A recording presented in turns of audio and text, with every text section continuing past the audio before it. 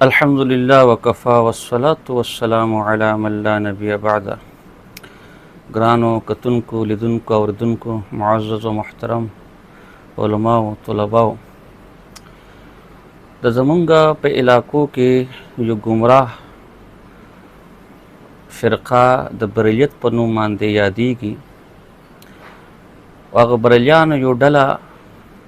चे पर नूम द सैफियत यादीगी। दा ज़मूंग ब पंजाब प कराची के क्लक बरेलियान रज़ा ख़ानियान और द मौला रज़ा ख़ान बरेली मोतक़िदीन व उमनन की दी। खूब चूँकि खैबर पख्तूनख्वा के द अहले सुन्नत वल जमात अहनाफ देवबंद कसरत ता उदा सीमा दे अहलुल हक़ सीमा दा व बदे इलाके के बरेलियान व मुब्तदईन ता पख नज़र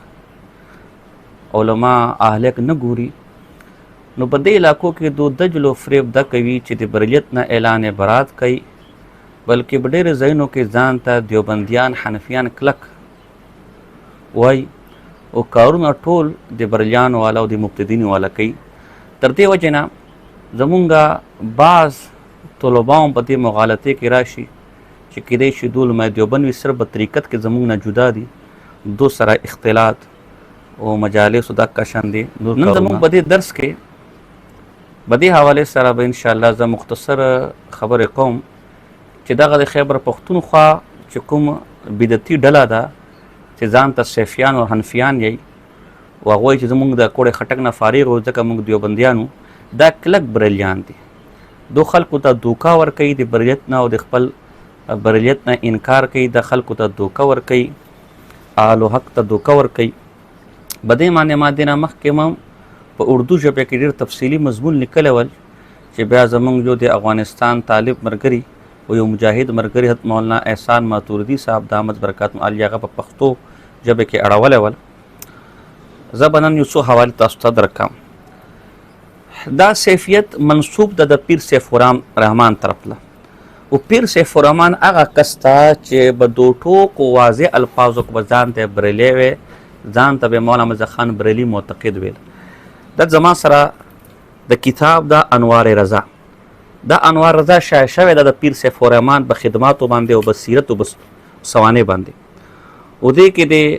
द पीर सैफुरान दे बच्चों दे मरकज़ रावी रैयान और दे खुद जानशीन तक़रीज़ात व तस्दीक़ात पे मौजूद थी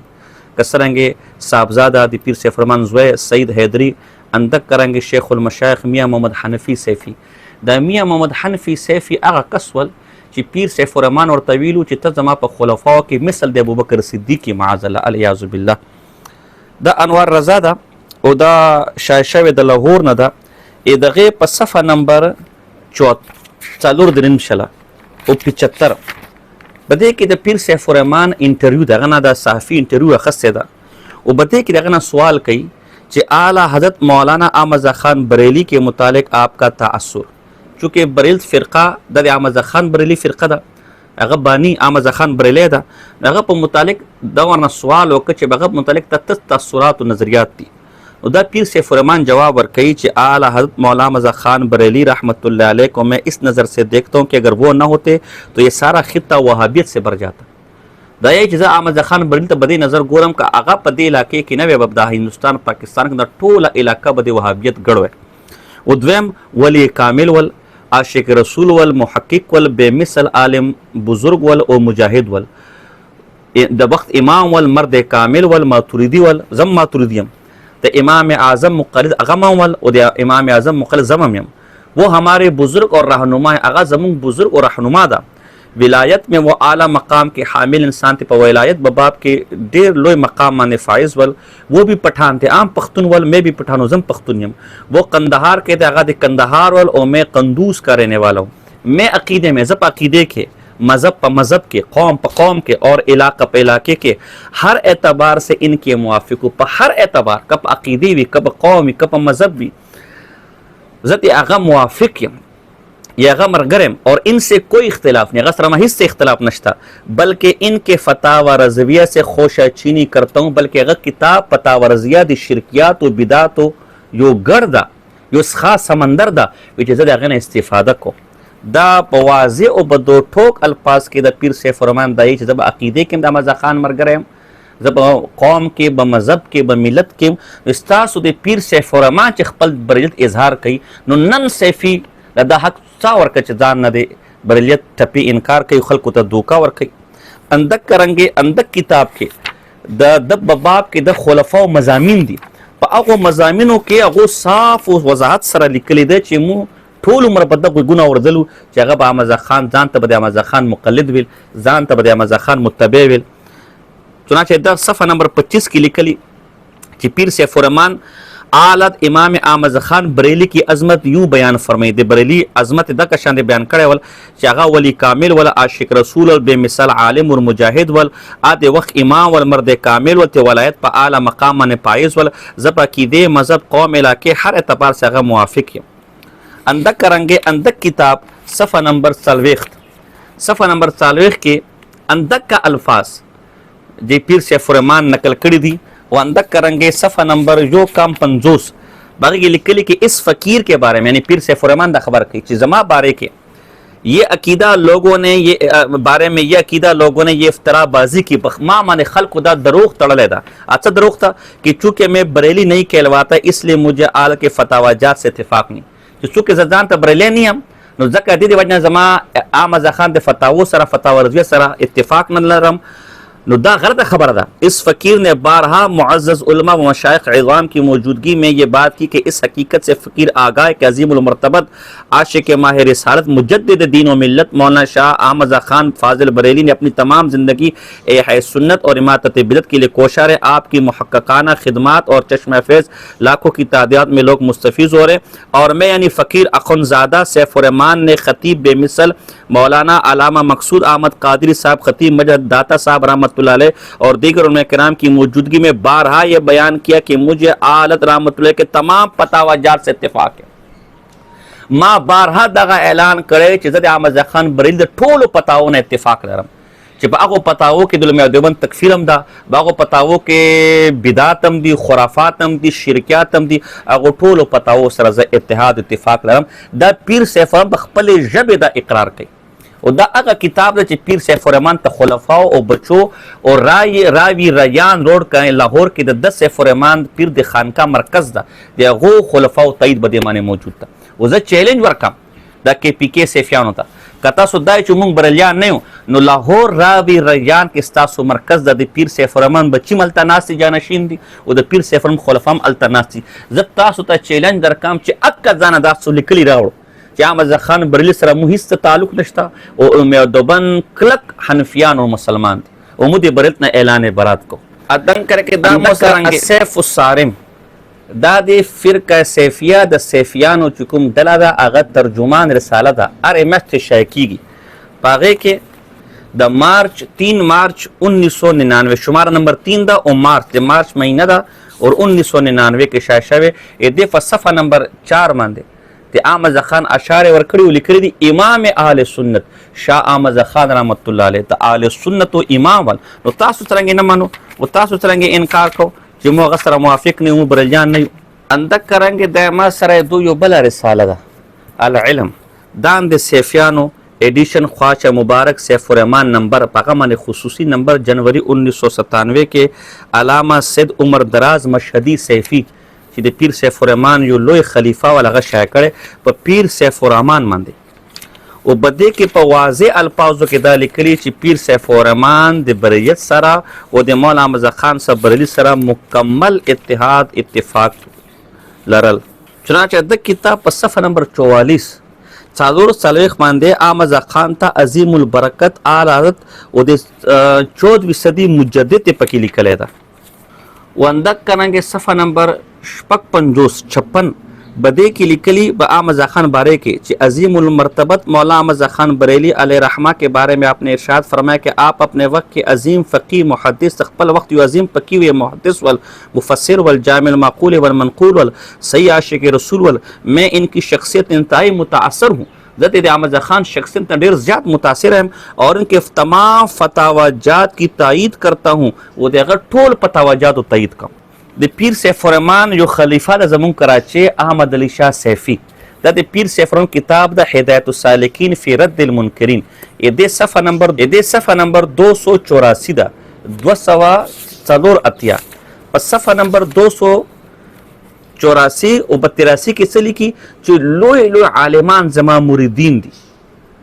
او ډېر مستند عالمان زما مریدین دي. هغو کې د یو څو مریدانو زه نومونه ورکم. په هغې کې صفحه نمبر 284 باندې مصنف کتب کثیره مولانا احمد علی شاه صاحب کراچي، یو نوم د خپل خلیفه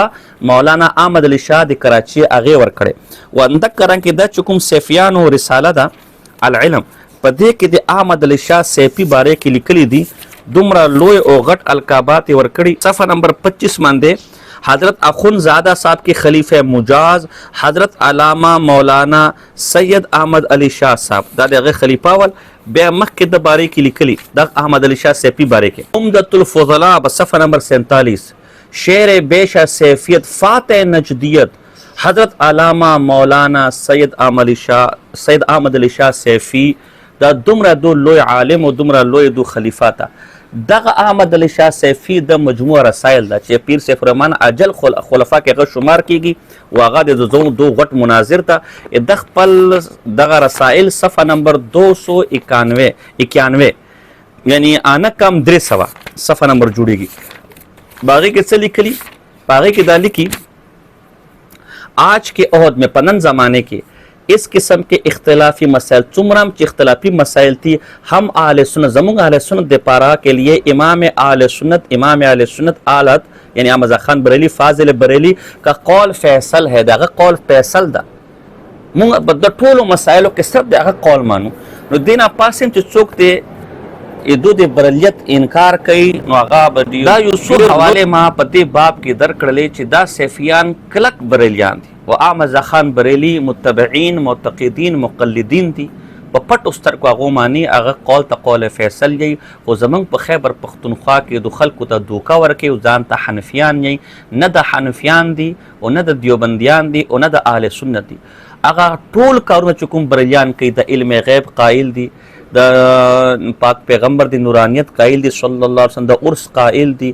د بدعات قائل دي، د خرافات قائل دي، د شرقیات قائل دي. اندک کرانګه څنګه بریلیان د علماء اهل سنت والجماعت دیوبندیانو دشمنان دي، اندک کرانګه د دشمنان دي.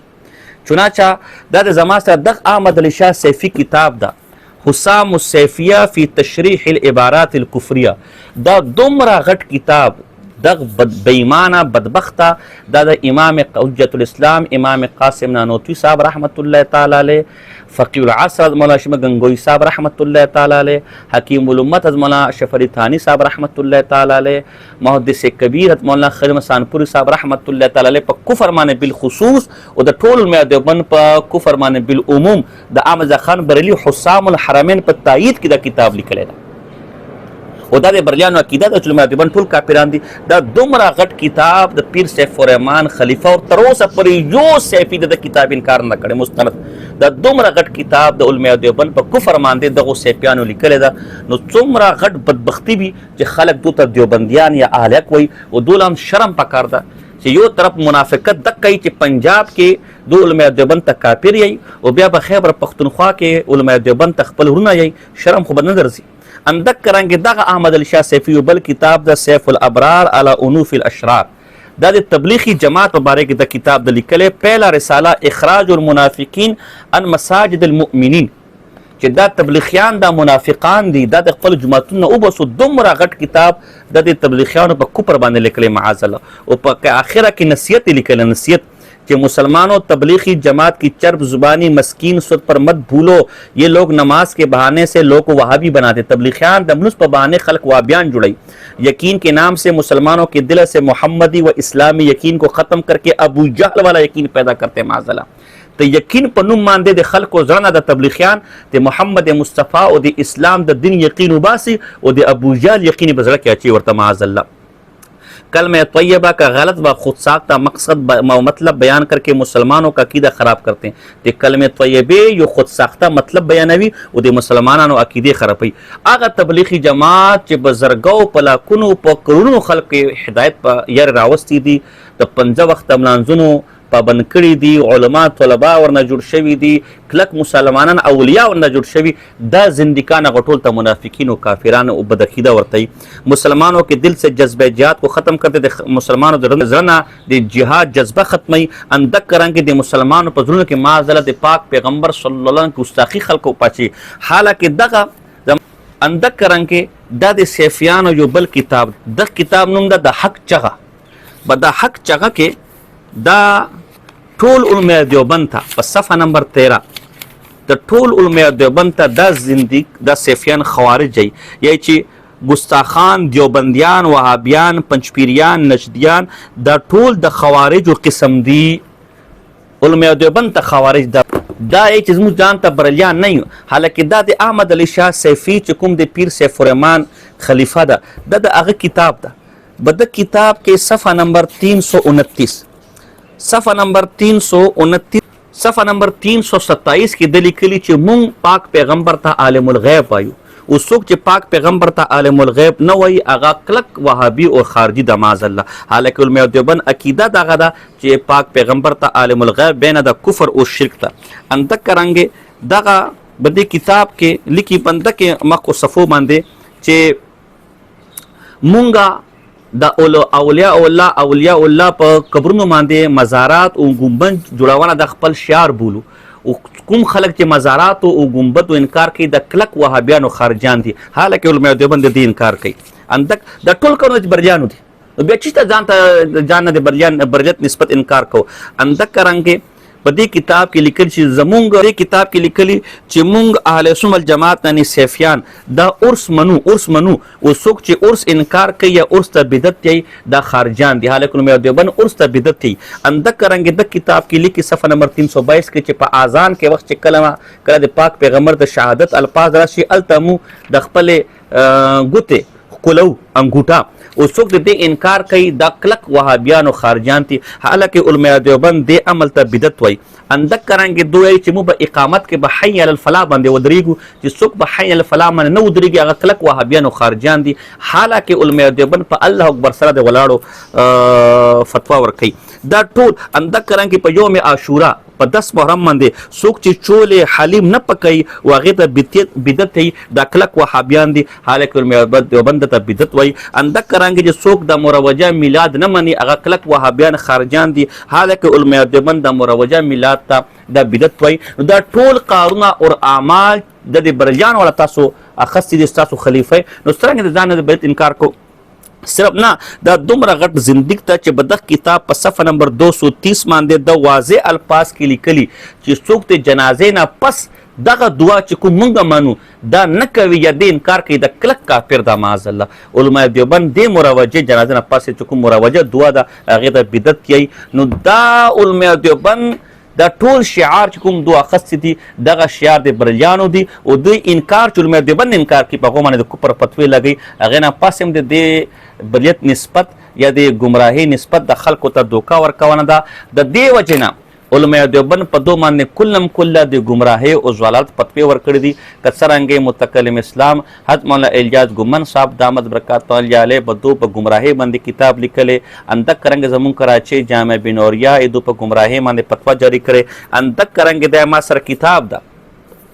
د ولی کامل حجت الاسلام مفتی اعظم افغانستان عبدالعلی دیوبندی نقشبندی رحمت الله تعالی علیه بلوغ المرام پاغي کې یو رساله ده د سامریانو حقیقت. دوله سامریان ویلي سامریان دغه پکې رساله ده سامریان او بده کې دوله سامریان گمراه او رقص له دو حلال وي بده باندې دوله کافر او شیاطین ویلي دي. د کتاب کې دو سیفیانو ته سامریان گمراه ډله شیاطین ابلیس ورته ویلي دي. او دغه لیکلي چې کوم دو په وجد په نوم باندې به جوماتونو کې چې کوم رقص کوي د جومات چې کوم توهین کوي د کفر ده. نو دغه خلک خو د رقص ته او د وجد نوم ورکوي د ډمتوب ته د ګډا ته صرف ورته وجد نه بلکې ورته عبادت وایي ورته شعار وایي. نو دا صرف ګمراه نه دي بلکې زندیقان دي. ځکه کفر ته شعار اسلام وینا کفر ته عبادت وینا د الحاد او زندیقیت دا د دې زمانه سامریان دي د دې زمانه زندیقان دي د دې زمانه کلک گمراهان دي. دا د ما سره فتاوا فریدیه ده فتاوا فریدیه او د اولنې جلد دا خلق تبلیغیانو ته جبریایي، دا خلک تبلیغیانو ته کافر یي. تبلیغیانو په کوپر باندې کتاب لیکلی، حالکه د KPK لوی عالم مولانا مفتی غلام فرید صاحب رحمت اللہ تعالی علیہ په تبلیغی جماعت بارے کہی. تبلیغی جماعت ایک نیک بااثر اور فعال جماعت ہے اور اسلام کی خدمت میں سارے لوگوں سے پیش ہے. نیز صحابہ کرام رضی اللہ عنہم اجمعین کی تبلیغی محنت کا عکس ان لوگوں میں نمایاں ہے. دا د اسلام د خدمت یو مضبوط ډله ده او اسلام په خدمت کې ټولنه اول مخکې وي او د صحابه کرام عکس په دو تبلیغیانو کې ماته نظر راځي. دا مفتی فرید صاحب لیکي مکې لیکي د تبلیغی جماعت په صفحه نمبر 164 دا فتاوی فریدیہ جلد نمبر اول صفحه نمبر 164 تبلیغی جماعت کے اکابر اولیاء اللہ ہیں. تبلیغی جماعت اکابر دا د زمانه اولیاء دي او دا زندگان ورته گمراهان، دا زندگان ته جبریا او دا زندگان ورته زوال مزل اندکر یوسل او وش په تمانده. سوال شوه دا یو پیر یعنی سیفیانو یو پیر یو پمفلټ دی تبلیغیانو خلاف شایع کړي او هغه ته جبریا ویل دي. نو مفتی غلام فرید صاحب رحمت الله علیه جواب ورکړي تبلیغی جماعت صالحہ ناجیہ نہ کہ جبریا. تبلیغی جماعت یو صالح جماعت تا ناجی جماعت تا نہ کہ جبری. معترض اللہ خالق کل شیء وما تشاؤون الا ان یشاء اللہ نصوص میں غور نہیں کرتا. اس نے غلط فہمی یا بد فہمی کی وجہ سے مخلوق سے توڑ اور اللہ سے جوڑ کم پیران چ دوتا جبریائی آپ بد عقل و بد فہم دی. موجودہ دور کے رسمی مدعی پیروں کے خانقاہوں کی بنسبت اس جماعت میں وقت دینے سے زودتر اصلاح ہوتی ہے.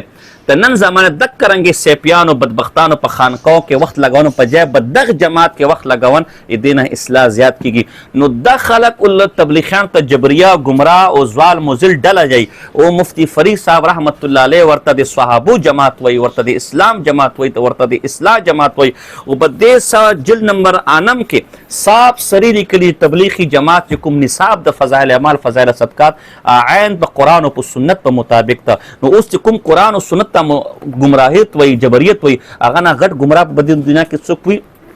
نو دا دوه خبرې ما وکړلې، یو خو د دو بریت ما ښکاره کړ دو کلک بریلیان دي ځان نسبت احمد خان بریتم کوي په فخر باندې، د بلې طرف تم په فخر باندې کوي او هغه ټول د بریلیانو عقیدې د عرس د میلاد د مزارات د گنبد د جنازې نه پس دعا د محرم د حلیم ونده کرانګي د نور خرافات چې کوم دي هغه ټول خرافات دو قائل دي او دی انکار کون کو لدو معاذ الله وهابي او خارجي چې علماء دیوبند ته انکار کون کی دي اند کرانګي دوما بریلیانو غنه کې د خلق علماء دیوبند ته کلم کله کافر وای او د علماء دیوبند په کوپر باندې معاذ الله دو زندگانو باقاعده کتابونه لیکلي دي. د کتابونه ما سره دومره غټ غټ کتابونه لیکلي دي. اوس اخره کې درېمه خبره زه به د پیر سیف الرحمن د خپل کتاب هدایت السالکین نه هغه باز گمراه کن نظریات یو خو علم غیب دا خدا دا گمراه انده کرانګي دا شرکیات او دا نور مختار کل او پاک پیغمبر ته دا بشت انکار اون تک کرانګي دا عرس دا نور شینه دا خودی خرافات او بدعات او شرکیات کې مبتلا دي. خو خاص یو څو ګستاخانه عقاید د زاد پیر سیف الرحمن د خپل کتاب نظر پیشکام دغه پیر سیف الرحمن هدایت السالکین د چې پیر سیف الرحمن په زمانه کې شایع شوی دا هغه صفحه نمبر 327 ته 300 او وشت بده 327 باندې دا ظالم ځان ته سی معاذ الله دا لیکي هيای چې پیر رسول اکرم صلی تشریف راوړل او هغه ویلو چې هذا اخن زادہ سیف الرحمن اگرچہ ولی اللہ ہے نبی نہیں لیکن میں اس کی علو شان کی وجہ سے اس ہستی کو قیامت کے دن انبیاء کے صف میں کھڑا کروں گا الیاذ باللہ. یعنی پاک پیغمبر صلی اللہ علیہ وسلم د پیر سیف الرحمن بارے کې دا ویلي چې پیر سیف الرحمن اگرچہ ولی ده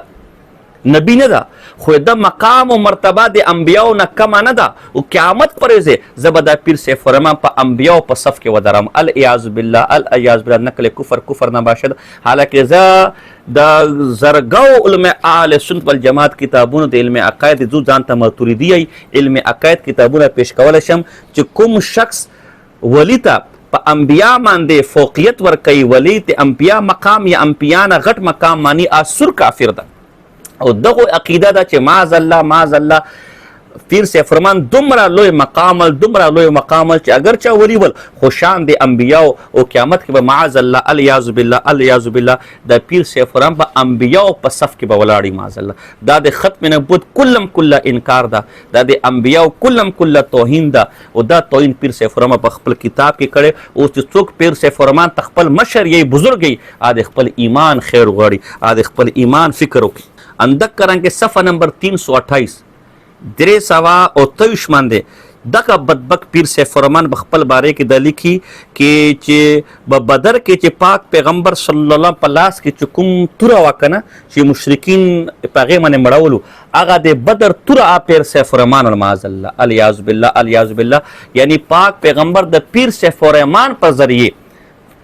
هغه مشرکین او هغه کافرانه هلاک کړي ختم کړي معاذ الله. اندک کرانګه صفحه نمبر 329 درې سوا یو کم دیرش په دې باندې لیکلي چې تمام انبیاء او په اولیاء په موجودګي کې پاک پیغمبر پیر سے فرمان مخکې کړ او خپل دغه ورس ودرېدل ملانزه دې پره. هغه نبی چې امام الانبیاء ده ته په معراج په شپه باندې هغه ته امامت او هغه ته امام الانبیاء مقام ښکاره کون دې پاره الله تعالی ته معراج په شپه باندې په اکثر په جمعه کې ټولو انبیاء او امام پاک پیغمبر صلی الله جوړ کړی ول. ټول انبیاء د پاک پیغمبر مقتدی خو پیر سے فرمان دغه دعوا ده چې ما زله زه د هغه امام الانبیاء هم امام یم، زه د هغه هم لوی مقام لرم. نه صرف امام الانبیاء، نه صرف ټول اولیاء، نه صرف ټول محدثین فقها او مفسرین، نه صرف ټول انبیاء بلکې امام الانبیاء هم زما ورستو وداري او منانزه ته معاذ الله ما مخکې کوي زه هغه امام یم. تاثر دا ورکړي چې ما د زما مقام او مرتبه د امام الانبیاء نم زیاته ده العیاذ بالله استغفر الله. اندک کرانګه دې کې نورم ډیر لوی لوی بکواسات او ګستاخان دي ځان ته د شیخ عبدالقادر جیلانی رحمت الله نه لوی او غټ ولی بدی کتاب کې لیکل ده. دا یو سن گمراهانه ګستاخانه عقاید چې پیر سیوند خپل کتاب نه د هغه کتاب د سیفیانو بدک کتاب کې چې هغه په تایید باندې د کتاب شاشو هغه کې ورته د هدایت السالکین د پیر سیفرم کتاب ورته ویل ده چې کله به د ګستاخانه عباراتو باندې اعتراض وشول نو دور نه ټول عبارات وباسل ځکه ما زور ایډیشن ورکړ د کتاب کا څوک انکار کې دین شرن ما سره د ثبوت باندې حواله موجود دي. نو دا مختصر خبره چې اول خدا سیفیان کلک بریلیان دي پیر سیفرمان په خپل په واضح الفاظو باندې دا اقرار کړي چې زه د احمد خان بریلی مقلد یم متبع یم په مذهب کې ورسره برابر یم په مسلک کې ورسره برابر یم په عقیده کې ورسره برابر یم. هغه فتاوا رضویه چې خرافات او شرکیات او مجموعه او بدعات او مجموعه ده زه هغه سره لپس په لپس هغه سره اتفاق لرم. اندک کرانګه دا هغه بدبخته فرقه ده چې احمد خان بریلی غونې کې د علماء دیوبند په کوپر باندې کتابونه لیکي. دا هغه فرقه ده چې کله د تبلیغي جماعت غونې کې اصلاحي جماعت ته جبریه گمراه او کافر او منافقین ورته وایي. او دا هغه بدبختان دي چې دو پیر د دو رقص دی هغه حرام ده هغه رقص ته هغه ډمتوب ته معاذ وجد یي او په جوماتونو کې هغه ډمتوب کوي د جوماتونو توهین کوي د علماو توهین کوي د وجد توهین کوي د تصوف توهین کوي. دا حاصل کې بدې باب سره بدې حواله سره زنديقان دي ځکه ورته د افغانستان مفتی اعظم ورته سامری او گمراه او کافران ویلي دي. اندک کرانګه شیخ رحم الله حقانی صاحب رحمت الله تعالی علیه ورته ټول عمر سامریان گمراه او گمراه فرقه او گمراه ډله ورته ویلې زمونږه اکابر زمونږه علماء دوم ورته هم گمراه ویلې. اندک کرانګه په تبلیغي جماعت په دفاع کې او چې څوک تبلیغي جماعت ته گمراه وي هغه په گمراهۍ کې مفتی غلام فرید صاحب رحمت الله علیه فتوی ورکړي او اخره کې د پیر سیف فرمان چند خطرناک او ګستاخانه عقاید ځان ته نبی ویلې قیامت کې به الله مدماف کې دغه عقیده خپل مردان لور کړي چې قیامت کې به معاذ الله د انبیاء په صف کې د ماشان د انبیاء والا دغه عقیده ور کړي چې بدر کې چې کوم توره چې پاک پیغمبر په لاس کې د اغازم دغه عقیده ور کړي ده چې معاذ الله زه د ټولو انبیاء امام یم. دغه عقیده ور کړي د شیخ عبدالقادر جیلانی رحمت الله تعالی شپږ درجه افضل یم. د نور گمراه او عقیدو سره دغه یو څو گمراه عقیده او ګستاخانه عقاید چې په دغه هدایت السالکین کې موجود دي کسا د دې عقاید نسبت چې کوم ما کړی غلط ثابت کړ یا دې دای ثابت کړ چې دا حواله جعلی دي د کتابونه جعلی دي نو زه هر قسم سزا ته تیار یم. آخر کې زه بیا دا چیلنج ورکم که چې خیبر پختونخوا سیفیان که دو دا نظریه د جمهور بریلیان نه یو نو دو څه حیثیت ته دو څوک پیژني دو په لاهور کې راوي ریان روډ براوي د کوم دریا ده هغه سره دو مرکز د چلته د پیر سیفران اولاد ناسته او خانقاه چلوي خانقاه دو لیکلي ده راوړي چې به زمونږ د بریلیانو سره هیڅ تعلق نشته او موږ علماء دیوبند ته هم سوچا اهل الجماعت احناف یو قسم په خدای د قیامت پورې دغه تحرید نشي راوسته ځکه دو منافقین دي پنجاب کې دا ځان ته کلک بریلیان یي او خیبر پختونخوا کې ځان ته کلک حنفیان یي دو نه حنفیان دي نه اهل سنت دي نه دیوبندیان دي بلکې دو مبتدعین دي سامریان دي ډمان دي او یو ګمراه ډله ده باید چې اهلک دونه ځان لرې وساتي او چې کوم د خپل اکابر فتاوی دي دو به ګمراهۍ باندې دو به ضلالت باندې هغو سره کلک ولاړ وساتي وما علینا